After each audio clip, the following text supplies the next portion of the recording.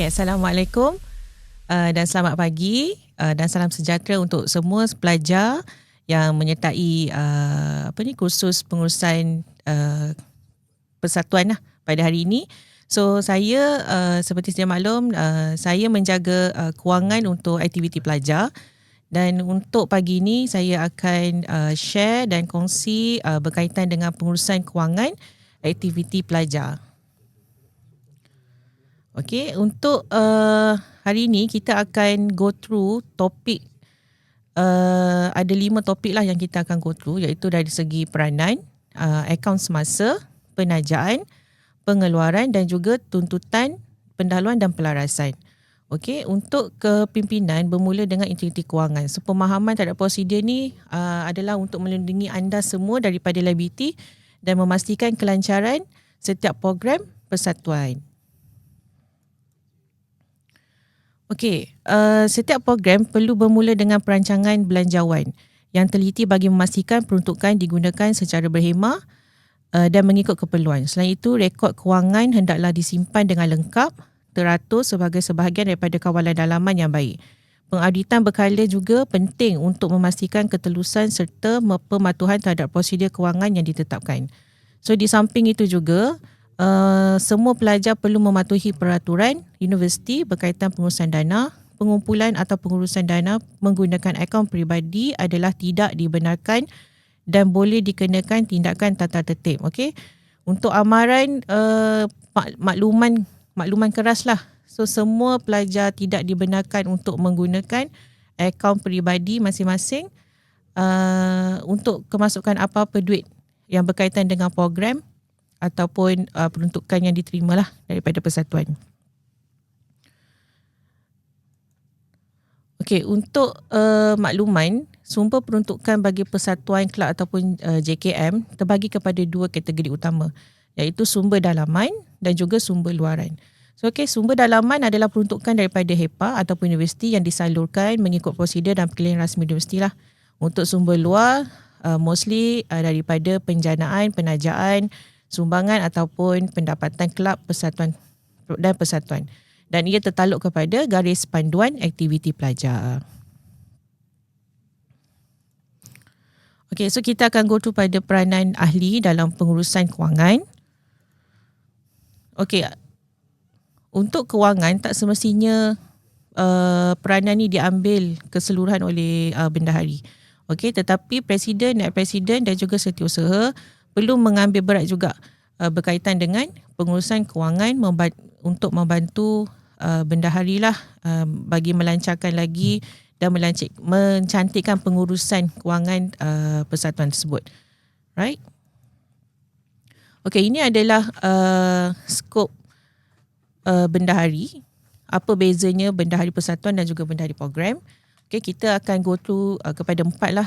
Yang mostly untuk skop belanjawan, tuntutan dan pemantauan, garis masa pelaporan dan juga penyimpanan rekod.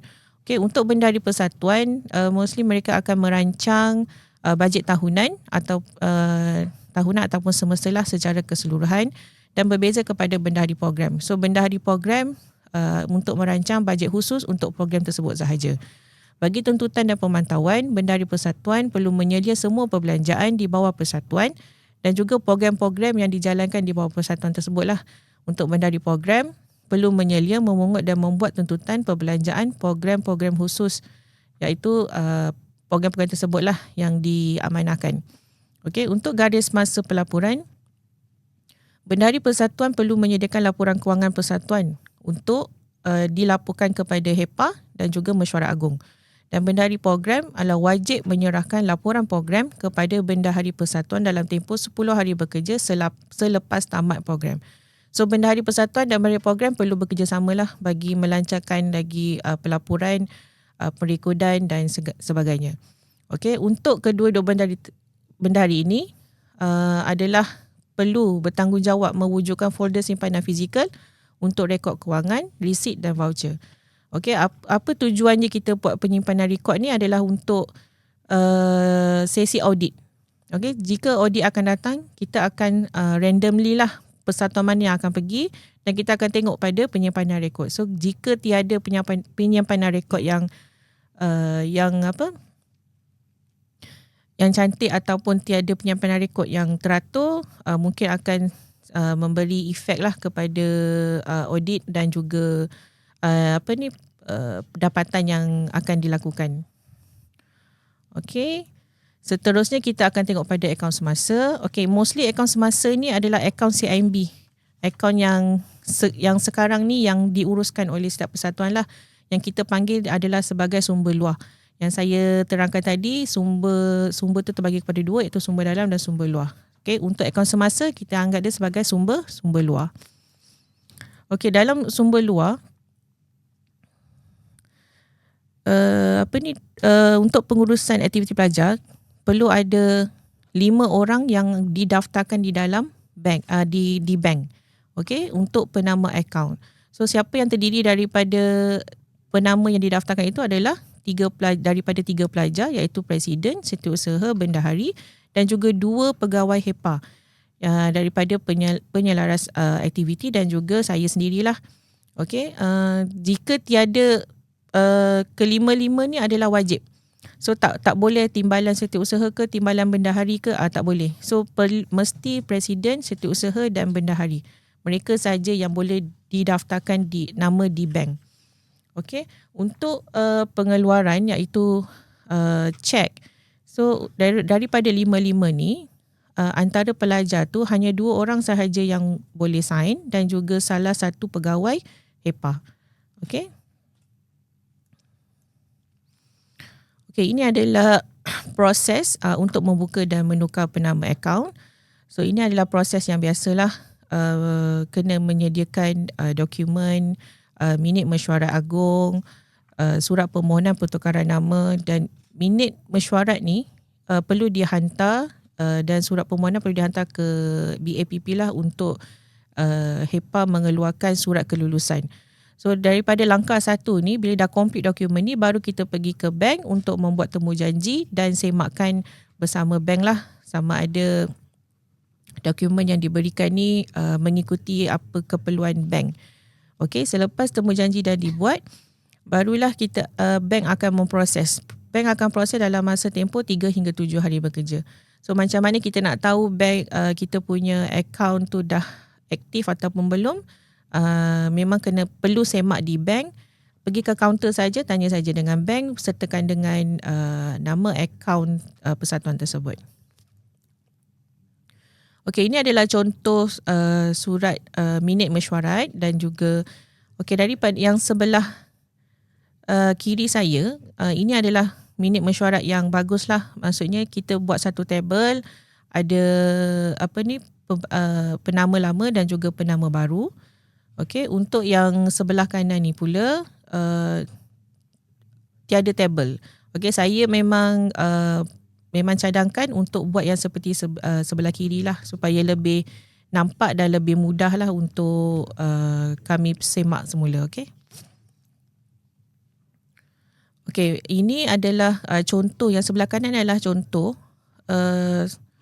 surat permohonan yang tidak lengkap, di mana dalam tabel ni dia tidak menyatakan IC number. So setiap senarai penama baru dan lama perlu ada nama penuh, nombor IC dan juga jawatan yang disandang lah.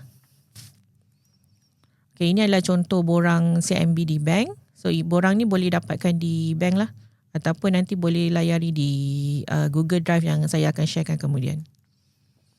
Okay, ini pun proses permohonan. So yang ini pun nanti boleh semak di dalam buku panduan khusus pengurusan persatuan.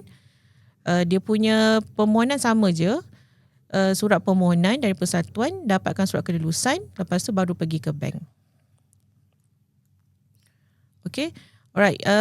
Ini yang selalunya terjadi bila mana setiap persatuan tidak aktif. Kalau kata persatuan tu tak aktif lebih daripada setahun, so akaun tu akan jadi akaun dormant. Okay, bila akaun dormant, so korang tak boleh nak buat apa-apa transaksi ataupun aktiviti lah. Dan jika melebihi daripada 1 tahun 6 bulan, risikonya wang ini akan dimasukkan dalam wang tidak dituntut. So prosesnya lagi ambil masa dan agak susah lah untuk kita menyelesaikannya. So mohon mana-mana persatuan yang tidak aktif perlu pergi ke bank untuk semak, aktifkan akaun tersebut dan aktifkanlah persatuan tersebut. Gunakanlah duit yang ada. Jangan kita tinggalkan duit tapi nanti 2-3 tahun akan datang orang baru lagi masuk nak guna tapi duit dah tak boleh nak ambil. Okay. Okey, ini adalah penajaan dalam dan luar. So ini paling penting sekali lah. Okey, untuk dalam penajaan dalam dan luar, semua penajaan perlu dimohon ke section endowment. Alright, untuk dalam dan luar perlu ke section endowment. So apa yang perlu kamu buat adalah membuat surat permohonan untuk mendapatkan penajaan. So nanti bila dah dapat surat kelulusan penajaan tersebut dan duit tu perlu disalurkan di dalam Bank RHB Islamic UTM. Tak boleh disalurkan kepada selain daripada yang saya kongsikan ni lah. Alright. Untuk penajaan, semua pembekal ataupun syarikat layak untuk menerima tax exemption jika dia memberi penajaan tersebut dalam bentuk sumbangan dalam bentuk monetary dan tiada niat untuk keuntungan dan juga tiada bersifat politik. So kalau tiga-tiga ni dia lepas, so maknanya dia boleh layak untuk dapat tax exemption. Okay, ini adalah proses kertas kerja penajaan. Ini untuk permohonan lah. So kita akan surat permohonan ni perlu dimajukan kepada Seksyen Dana Endowment Jabatan Timbalan Net Chancellor Pembangunan. Okey, ini adalah senarai dokumen tuntutan pindahan dana penajaan. Okey, jika semua penajaan telah selesai dimasukkan ke dalam akaun RHB, so semua persatuan perlu memohon tuntutan pindahan penajaan tersebut. Okey, untuk tuntutan pindahan dana penajaan, persatuan perlu mendapatkan pengesahan lah daripada saya untuk saya sahkan semua documentation yang ada dan kemudian baru majukan kepada Seksyen Dana Endowment untuk membuat tuntutan bayaran kepada akaun persatuan. Okey, ini boleh screenshot lah kalau kata sebab ini adalah akaun rasmi penajaan dan juga alamat surat menyurat untuk penajaan. Okey. Okey, ini adalah pengeluaran bagi sumber luar. Apa maksud dia pengeluaran sumber luar? Okey, sumber luar ni adalah yang saya maklumkan tadi jugalah, di mana itu adalah peruntukan daripada HEPA ataupun daripada universiti. Dan kita menggunakan duit universiti.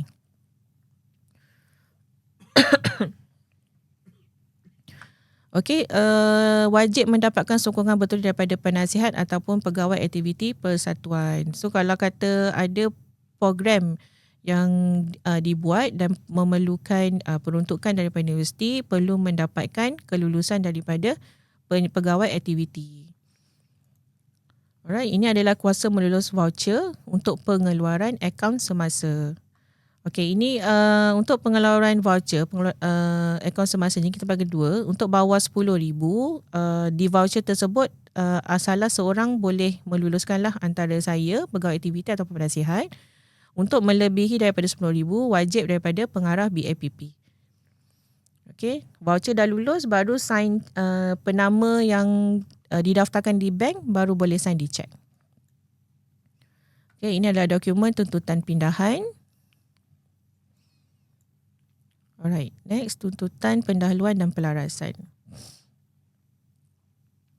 Okey, untuk sumber dalam ni, untuk tuntutan kita ada bagi kepada 3 lah. So maknanya semua orang boleh clarify bayaran sama ada tuntutan tersebut jenis bayaran balik ataupun big invoice ataupun pendahuluan. Apa tu bayaran balik? Bayaran balik itu di mana kita telah dahulukan wang untuk pembelian. Bila invoice kita membeli melalui pembekal dan kita perlu bayar straight to atas nama company tersebut.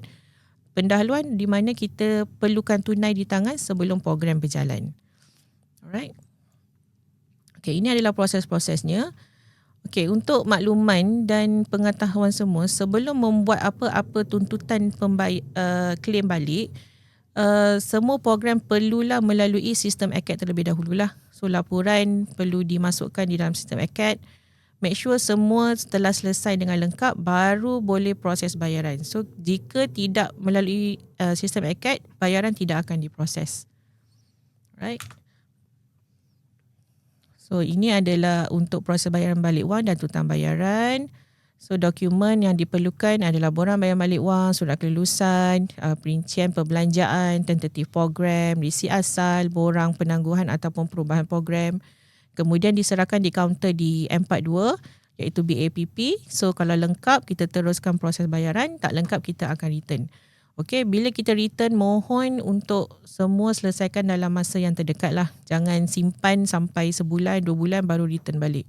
Okey, kita tak nak nanti ada tuntutan yang tidak diproses kerana melebihi daripada tempoh yang sepatutnya.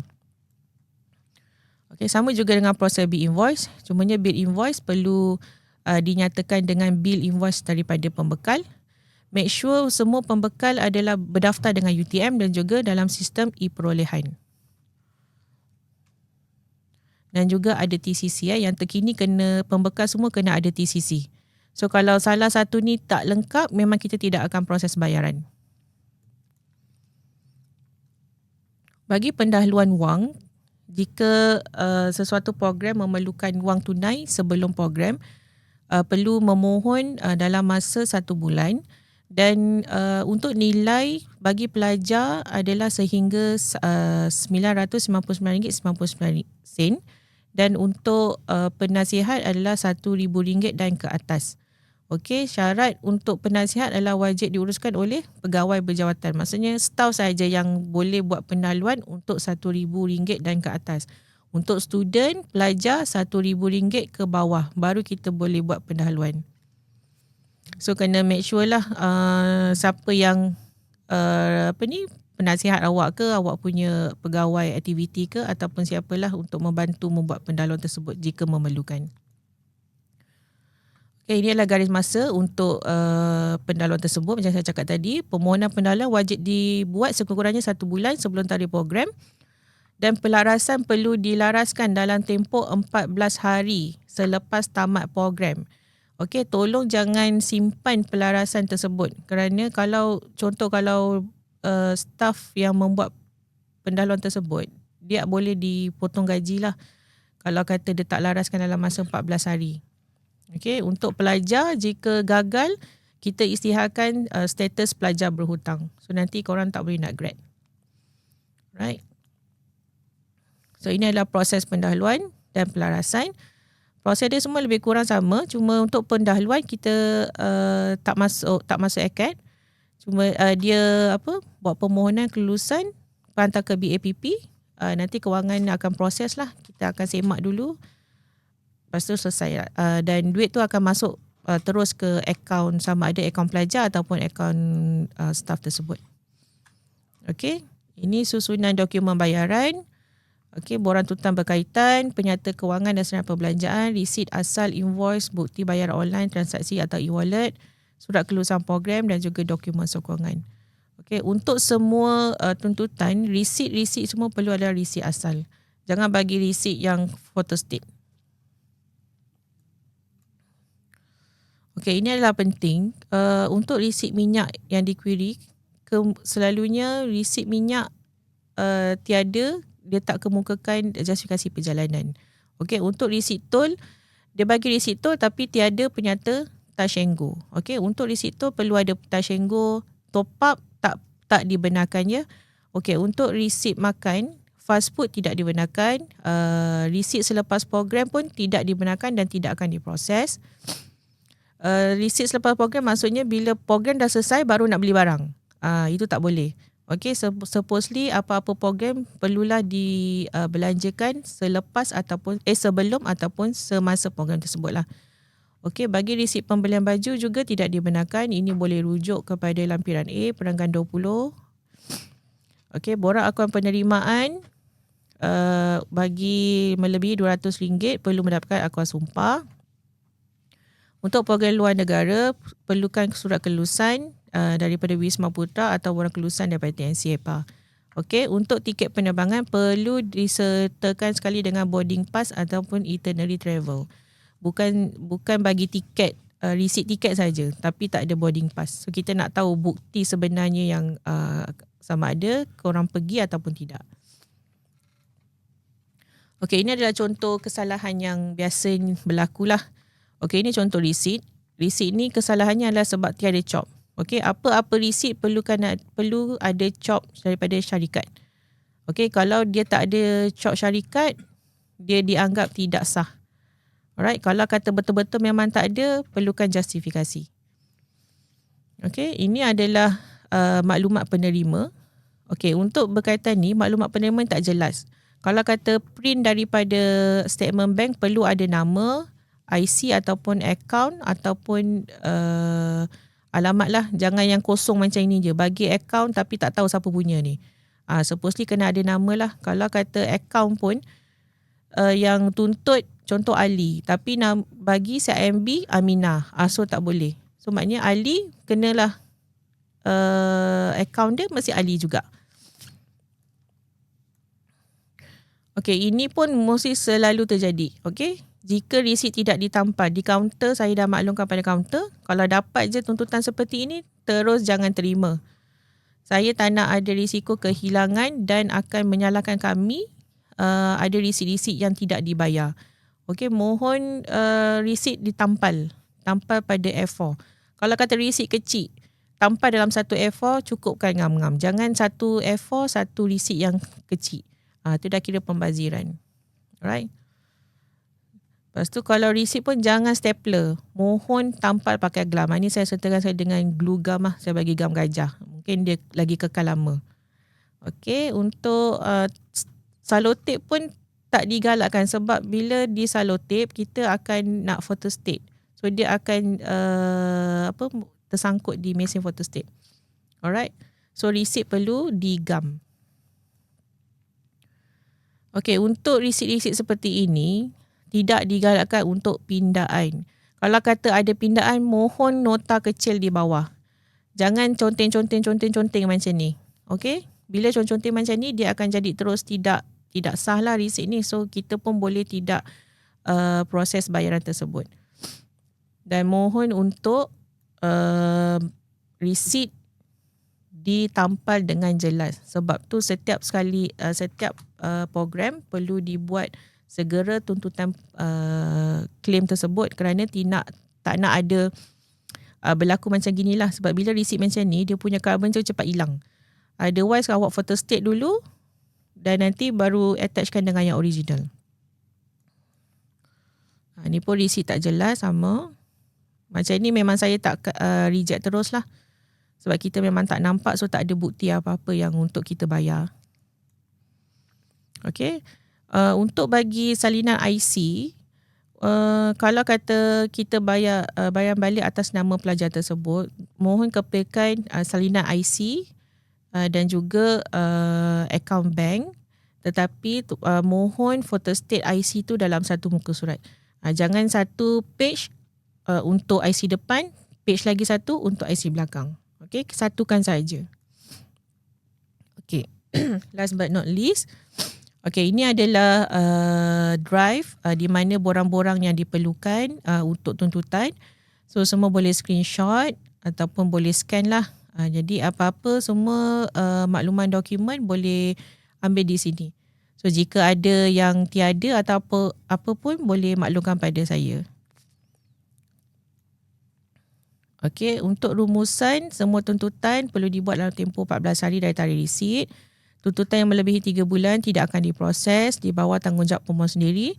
Dokumen tuntutan yang dipulangkan semula perlu dihantar segera, maksimum 7 hari dari tarikh dipulangkan. Pendahuluan perlu dibuat dalam tempoh 1 bulan sebelum program berjalan dan pelarasan perlu dilaraskan dalam tempoh 2 minggu iaitu 14 hari selepas tamat program. Okey.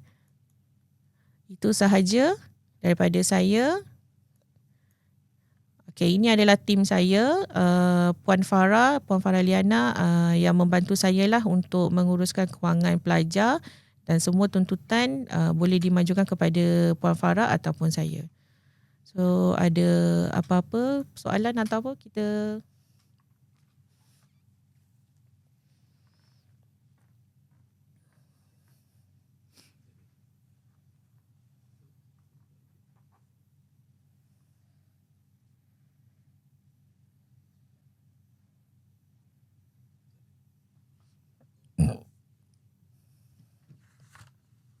Okay.